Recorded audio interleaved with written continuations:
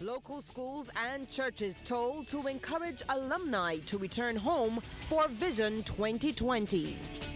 Barbados scholarship and exhibition winners celebrated.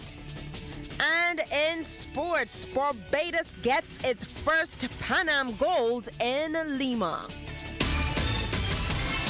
Broadcasting from our studios in the Pine St. Michael, this is CBC Newsnight, starting now.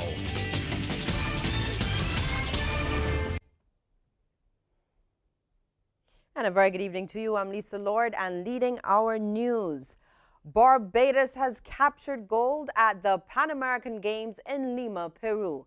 Hurdler Shane Brathwaite placed first in the men's 110-meter hurdles this evening. He won in a time of 13.31 seconds, with Barbadian Gregmar Swift finishing fourth in 13.51 seconds. And of course, we will have all the details about that race and much more later on in our sportscast. Well, Barbados Ambassador to CARICOM David Comachong wants social institutions such as schools and churches to consider organizing reunions for next year. That move, he says, will encourage alumni to return to Barbados to be involved in the Vision 2020 activities. Sure that it is not seen as just a governmental initiative, but for example, our schools. I would like to see our schools, for example, holding international reunions next year, bringing back old scholars from all over the world, wherever they are, to come and have a glorious reunion next year. Similarly, our churches, our sports clubs, you name it. There must be a total buy-in at all levels of our society. And political scientist Peter Wickham is optimistic that Vision 2020 can have a positive impact on the island. It's the beginning of a new decade, and I think it can be essentially turning a new leaf. We are fortunate now that the diaspora is more accessible than it has ever been before on account of transportation linkages and so on. And I hope that, as many people as possible respond and come together and essentially help to build the bridges or tighten the bonds that exist. And as I said, I think that that's clear that this is part of the whole economic recovery program. So it's an exciting period for Barbados. We just come out of a very bleak period, and I think that right now we have a few things that we can celebrate, and certainly as 2020 approaches, there's a lot to look forward to next year. Queen's College has taken the lion's share of the 27 scholarships and 36 exhibitions awarded by the Ministry of Education this year. The winners were revealed during a ceremony at the Erdison Teachers Training College late yesterday afternoon, and we get more in this report from Lorna Jones. 16 of the 27 scholarships awarded this year have gone to Queen's College. Of the remaining 11, Harrison College received 10 and the Barbados Community College 1. 17 of the 36 exhibitions went to QC, 10 to college, 7 to the St. Michael School, 1 to Christchurch Foundation, and 1 to BCC. This year's numbers represent an increase over 2018's figures. Education Minister Santia Bradshaw says the growth is testimony to the emphasis government has placed on education. She reminded the students of their duty to their country. Find ways to give back to Barbados, and giving back doesn't necessarily mean you have to come back. It may mean you have to pay back, but it also means that in your respective fields and your chosen careers, that you have to be thinking of Barbados. And thinking of Barbados not just as a place where you come back to vacation, but somewhere where this country needs you to be able to continue to help pull some weight. We caught up with some of the winners, like BCC student and scholarship winner Shea Marie Small, and exhibition winner Patrick Gihens of Harrison College. I was excited, but I guess, I don't know, I was happy, but I just calm right now. It was so much hard work and time and prayer and everybody just working with me to help me through. It just feels incredible right now. Tara Holder, the lone exhibition winner from Foundation, says her family and teachers were instrumental in helping her reach the goal. She gave a special thanks to her older sister. Thank you to her as well for helping me, even though half the time she really didn't want to. And for shouting at me, telling me, don't give up, start giving up, and keep having faith in myself, because I really lack the confidence. So this is a really good confidence booster, and I'm very proud of myself.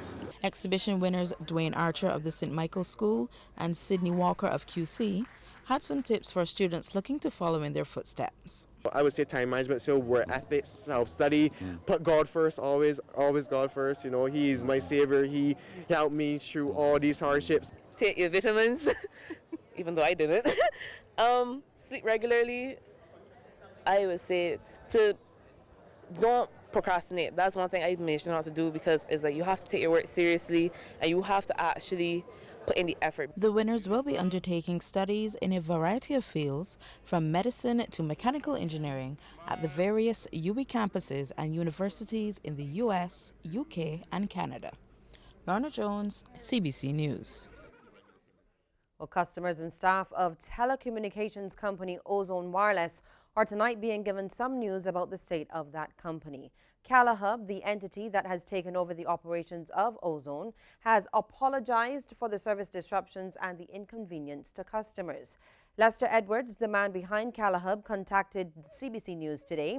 He says as the 18-month transition of Ozone to CalaHub takes place, they will be migrating the support and operation systems and will be experiencing considerable downtime as they rebuild core services.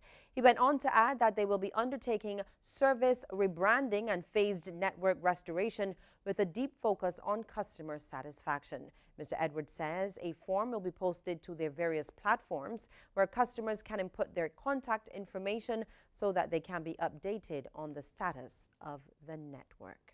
The St. Michael Parish ambassadors are on a mission to teach everyone about the history of that parish. And today they did so through their Heritage African Awareness Day in Jubilee Gardens in the city.